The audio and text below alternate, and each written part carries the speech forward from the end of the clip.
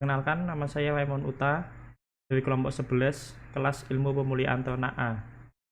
Saya akan sedikit menjelaskan mengenai laporan praktikum PT saya. Hal yang mendasari atau menjadi latar belakang praktikum ini adalah ilmu pemulihan ternak merupakan ilmu yang mempelajari cara peningkatan produktivitas dan sekaligus populasi ternak melalui perbaikan mutu genetik ternak. Ilmu pemulihan ternak dipelajari dengan tujuan untuk meningkatkan mutu genetik pada suatu ternak sehingga dapat menghasilkan keturunan yang memiliki karakteristik bibit unggul yang dapat meningkatkan jumlah produksi, perbaiki kualitas produk, menambah nilai ekonomis ternak, perbaiki efisiensi, dan dapat meningkatkan pendapatan peternak. Peningkatan mutu genetik dilakukan dengan persilangan dan program seleksi. Heritabilitas adalah besaran bagi pengaruh keragaman genetik terhadap keragaman fenotipik dalam suatu populasi biologis.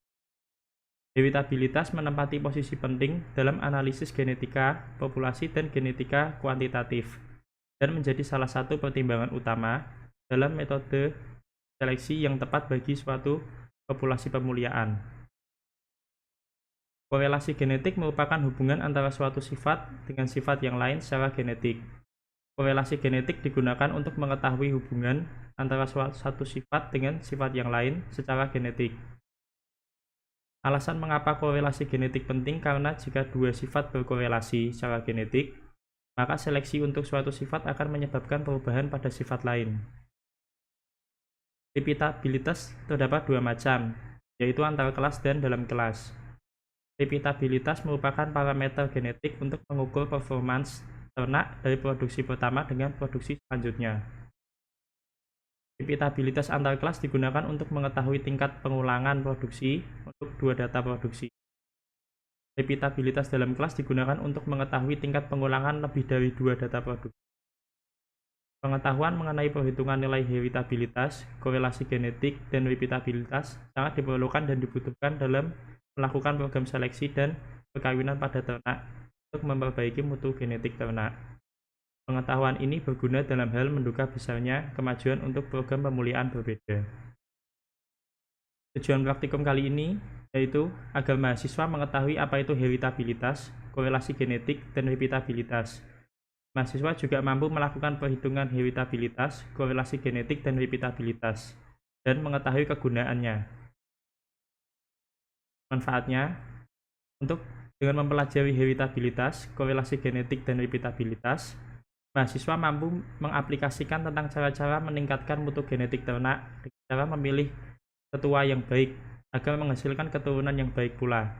Karena apabila mutu genetik ternak rendah, maka produktivitas yang diperoleh pun tidak akan optimal. Selanjutnya saya akan menjelaskan mengenai perhitungan saya. Yang pertama adalah pendugaan nilai heritabilitas indeks bentuk telur. Ini adalah datanya ya. Setelah membuat data, kita masukkan ke rumus-rumusnya. Yang pertama ada faktor korelasi, itu rumusnya. Kemudian JKS. Setelah itu ada JKW. Kemudian ada DBS, cari DBW, cari KTS, KTW.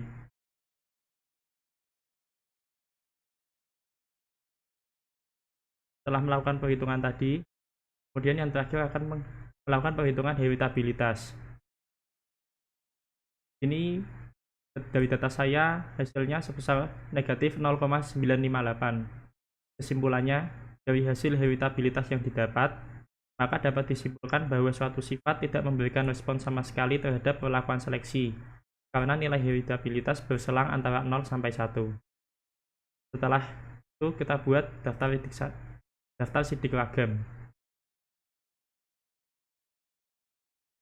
Dan yang kedua ada heritabilitas bobot telur. Langkahnya sama seperti tadi. Pertama, direkap dulu datanya. Setelah direkap, dimasukkan rumusnya.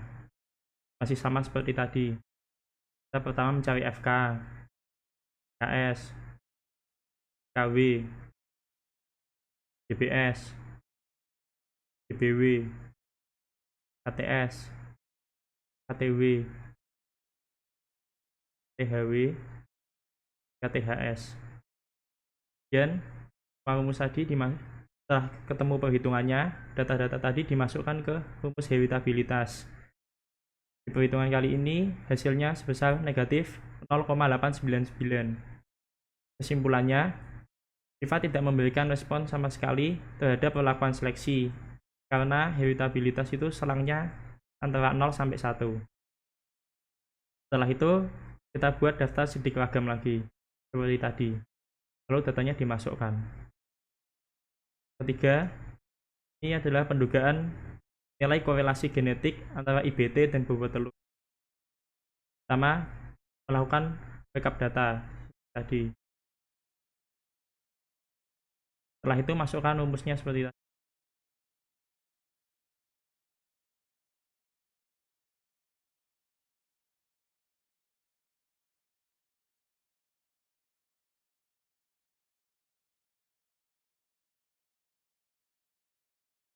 Lalu setelah perhitungannya ketemu semua, kita masukkan rumus korelasi genetik di ini.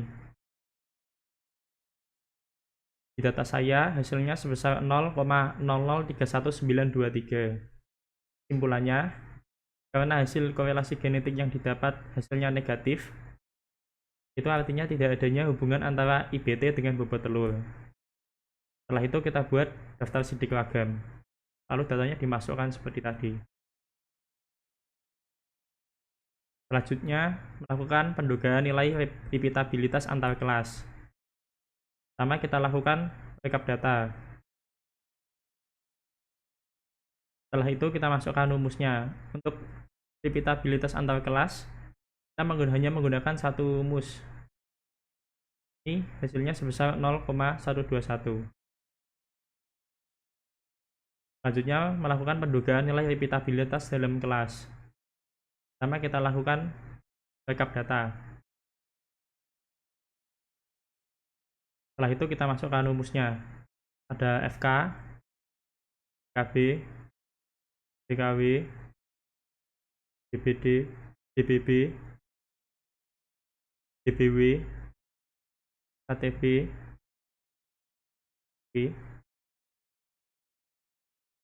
KTHW, B.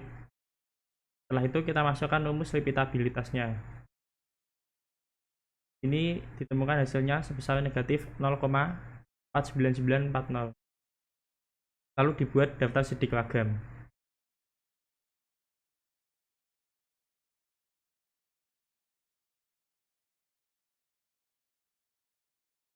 Kesimpulan dari praktikum kali ini yaitu berdasarkan praktikum, untuk hasil dari nilai heritabilitas IBT dan bobot telur menunjukkan nilai yang rendah. Untuk IBT sebesar negatif 0,958 dan untuk bobot telur sebesar negatif 0,899.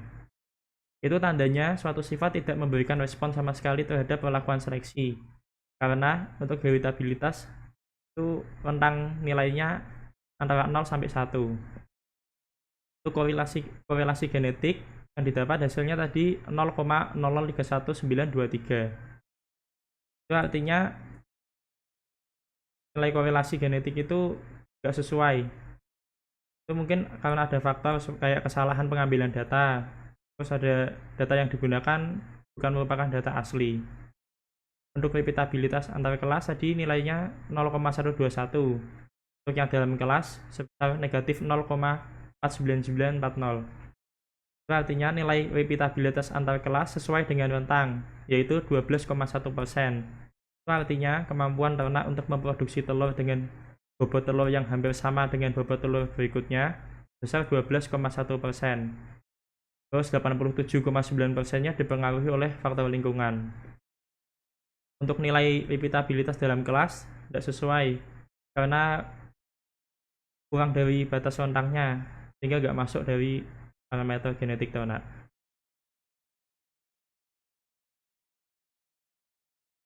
Itu tadi adalah penjelasan mengenai laporan praktikum IPT saya. Terima kasih.